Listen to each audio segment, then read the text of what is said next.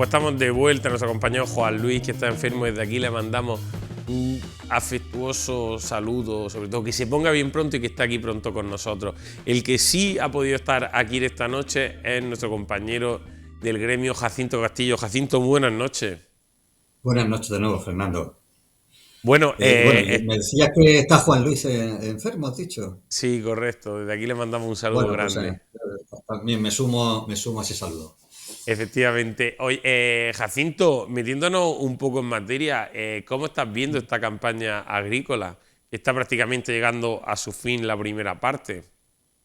Bueno, pues según me cuentan pues, los representantes del sector, se esperaba una cosa, ha pasado otra, pero al final está pasando lo que cabría esperar. Es decir, es tan sumamente discordante como siempre.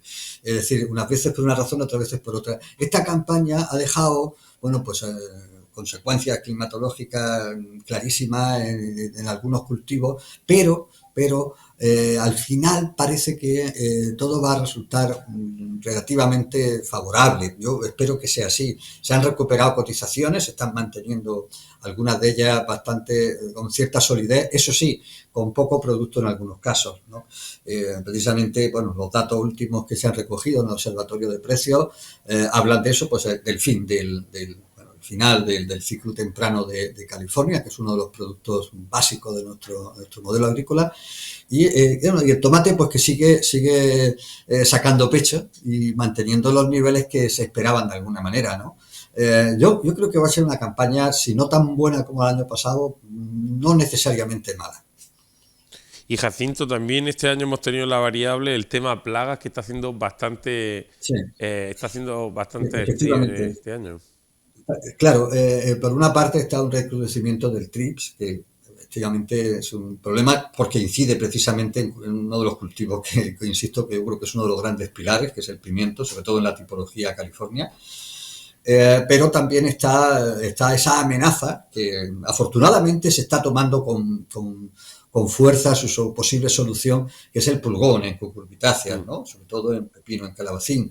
Eh, yo creo que va a suponer un salto adelante importante en un concepto que a lo mejor hace unos años sonaba un poco a utopía, no siéndolo, porque es un principio científico, que es el control biológico por conservación, unido a un enfoque que yo creo que ya falta tiempo para que se generalice, que es el concepto preventivo del control biológico y no reactivo, como la mayor parte Efectivamente. de muchos de los agricultores contemplan, ¿no?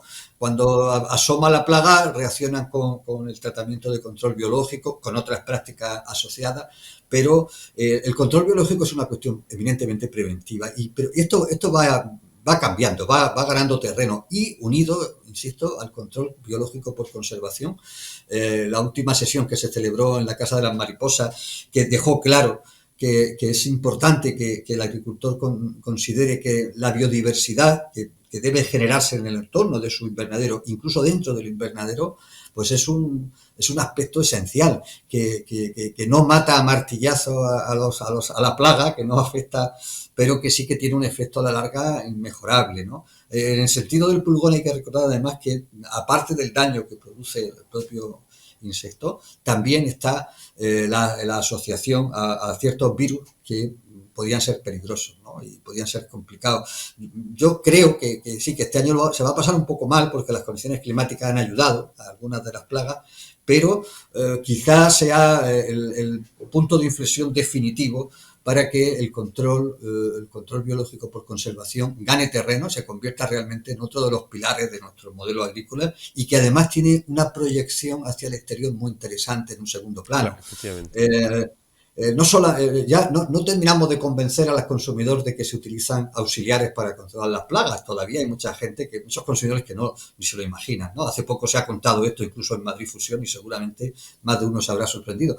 Pero si el modelo agrícola almeriense se convirtiera en una especie de sucesión de parterres con plantas autóctonas, con una especie de atolones de vida vegetal, seguramente esto sería mucho más convincente que una explicación de un científico sobre el control biológico y la producción Correcto. integrada. ¿Qué importancia tiene a día de hoy, efectivamente, y yo creo que gracias a eso, Almería se va posicionando como una apuesta segura. ¿Qué importancia tiene comunicar eso al consumidor final? Claro, efectivamente. Yo creo que hemos descontado ya un déficit en ese sentido tremendo cuando la producción integrada se convirtió en norma, pero sobre todo cuando la biopolinización y el control biológico se alcanzaron las cotas que actualmente tienen. Creo que no se transmitió adecuadamente ese mensaje al consumidor, sobre todo al consumidor europeo, que todavía sigue viendo al invernadero como una especie no sé, de laboratorio maldito de un alquimista, ¿no? Cuando es justo lo contrario, ¿no? Pero bueno, esto se está trabajando bastante, y ahora quizá con el control biológico de conservación esto puede parecer un poco, si me apura, un poco traído por los pelos, pero es que realmente la imagen que estamos viendo de esos invernaderos rodeados de setos, de esos invernaderos con plantas completamente integradas, ¿no?, en el cultivo, esa biodiversidad funcional, que es como llaman los especialistas a este fenómeno, pues yo creo que puede ser la mejor campaña de publicidad. Esto puede ser un Correcto. poco superficial, pero es que yo creo que lo necesita el modelo almeriano. Pues Jacinto, poco a poco vamos a ir cerrando esta entrevista. Te invito a que te quedes en nuestro debate agrícola, donde vamos a seguir ahondando sobre un tema que es muy importante al final, que es el agua, como referencia al final, una de las claves, ¿no, Jacinto?, para entender la agricultura de la provincia de Almería. Bueno, claro, el agua, yo muchas veces digo que no es un tema, es el tema, por Efectivamente. antonomasia, ¿no? Es el principal insumo que utiliza el sector. El otro, bueno, más importante, lógicamente, es la luz, pero no, de momento el sol no nos cobra factura. Pero el agua está limitada. El agua va a estar aún más limitada en el futuro. Esto es algo Sí. que yo creo que los regantes lo saben. En un plazo de tiempo que para mí es difícil de determinar, pero hay una expectativa muy preocupante, ¿no?, en cuanto a la disponibilidad de recursos hídricos naturales, por razones de todo tipo, fundamentalmente por una transición parece que inevitable hacia menor pluviosidad, hacia una frecuencia de sequía mucho más perniciosa, ¿vale?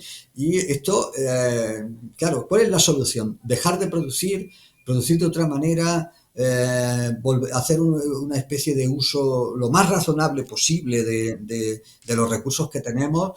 Posiblemente todo eso hay que tenerlo en cuenta, pero por eso yo creo que hace falta un debate interno en el sector muy fuerte, muy potente, Correcto. pero lógicamente lo que no puede suceder nunca es que se olvide que, insisto, que las demarcaciones administrativas, que los ámbitos de competencia institucional no pueden hacerse obligadamente, digamos, que asuman las consecuencias de la geografía, ni la geografía tampoco ser malentendida desde el punto de vista de las instituciones, ¿no?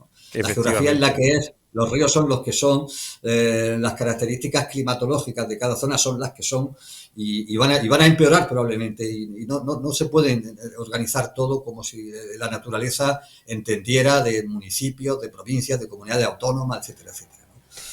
Pues con esa antesala lo vamos a dejar. Muchísimas gracias, Jacinto, y nos vemos ahora en nuestro debate agrícola. Muy bien, gracias a ti. Bueno, pues nosotros lo dejamos aquí, volvemos ahora en nuestro debate agrícola.